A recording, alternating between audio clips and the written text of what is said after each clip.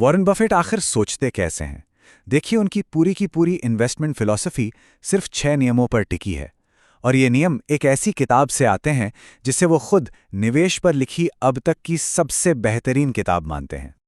जी हाँ, ये किताब है बेंजामिन ग्राहम की 1949 की classic the intelligent investor. Buffett तो खुद कहते हैं कि उनकी सारी कामयाबी बस इसी किताब के सिद्धांतों पर बनी है। और आज के इस उतार चढ़ाव वाले बाजार में ये नियम पहले से कहीं ज्यादा जरूरी हो गए हैं। तो चलिए, ग्राहम की फिलॉसफी से निकले उन 6 नियमों को समझते हैं जिन्हें बफेट आज तक इस्तेमाल करते हैं। तो पहला नियम हमें मिलवाता है मार्केट के एक बहुत ही दिलचस्प किरदार से, मिस्टर मार्केट। जरा सोचिए, मार्केट आपका एक बिजनेस पार्टनर है। इसका मूड हर रोज बदलता है। कभी ये बहुत ज्यादा खुश होता है और आपको ऊंचे से ऊंचे दाम पर शेयर खरीदने को कहता है, और कभी कभी ये इतना डरा हुआ होता है कि अपने ही शेयर कौड़ियों के भाव बेचने को तैयार हो जाता है। बफेट का कहना है कि इस मूडी पार्टनर के इमोशंस के साथ बहना नहीं है, बल्कि उसके मूड का फायदा उठाना है। जब वो डरें तब खरीदारी करने का सही मौका होता है, और जब वो लालची हो तो बस दूर से देखिए। और यही सोच हमें ले चलती है हमारे दूसरे नियम पर। ये कॉन्सेप्ट वैल्यू इन्वेस्टिंग की नींव है, और शायद बफेट का सबसे मशहूर सिद्धांत भी। सीधे शब्दों में कहें तो किसी चीज को उसकी असली कीमत से अच्छी खासी छूट पर खरीदना। मान लीजिए, एक कंपनी के शेयर की असली कीमत, मतलब उसकी इंट्रिंसिक वैल्यू 100 रुपए है, तो बफे उसे 100 में नहीं बल्कि 60 या 70 रुपए में खरीदने की कोशिश करेंगे। अब ये जो 30-40 रुपए का फर्क है ना, यही है मार्जिन ऑफ सेफ्टी। ये एक सेफ्टी नेट की तरह है। अगर कल को हिसाब किताब में कोई गलती हो गई या बाजार में कुछ बड़ी गड़बड़ हो गई, तो ये कुशन आपको बड़े नुकसान से बचा लेता है। ये तीसरा नियम तो स्टॉक्स को देखने का नजरिया ही पूरी तरह बदल देता है। बफे कहते हैं कि आप स्क्रीन पर ऊपर नीचे होते हुए नंबर नहीं खरीद रहे हैं, आप एक असली चलते फिरते बिजनेस में हिस्सेदारी खरीद रहे हैं। जैसे ही आप ऐसा सोचना शुरू करते हैं, आपका ध्यान रोज की कीमतों से हटकर कंपनी के लॉन्ग टर्म भविष्य पर चला जाता है। फिर सवाल ये नहीं रह जाता कि कल शेयर का दाम क्या होगा, बल्कि सवाल ये होता है कि क्या इस कंपनी के पास ऐसा कोई फायदा है जो उसे सालों तक आगे रखेगा। इसी मालिक वाली सोच का सबसे बेहतरीन उदाहरण है कोका कोला। बर्कशायर हैथवे ने इसे 1988 में खरीदा था और आज तक होल्ड किया हुआ है।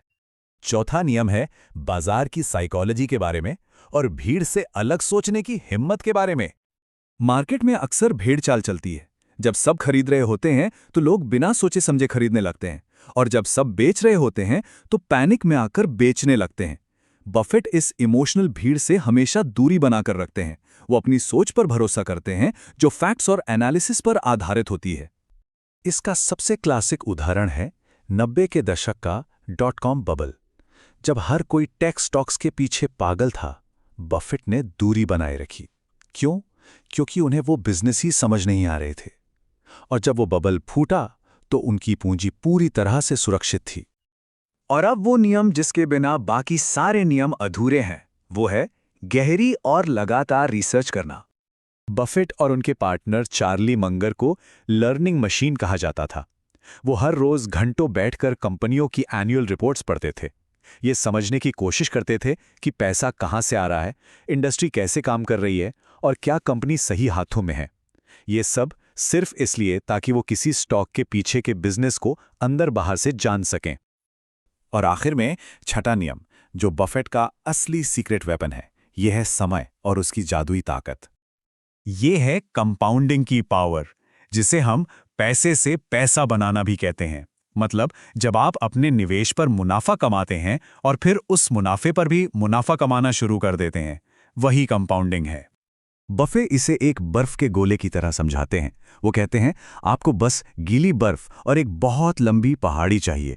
यहाँ गीली बर्फ का मतलब है एक अच्छा बिजनेस और लंबी पहाड़ी का मतलब है समय।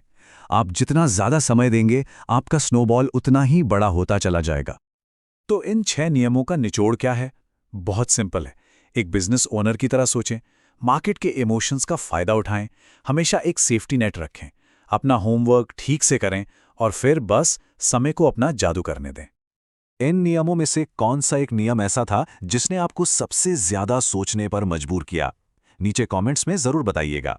और अगर आपको ये विश्लेषण पसंद आया हो तो इसे लाइक करें और चैनल को सब्सक्राइब करना ना भूलें। देखने के लिए शुक्रिया।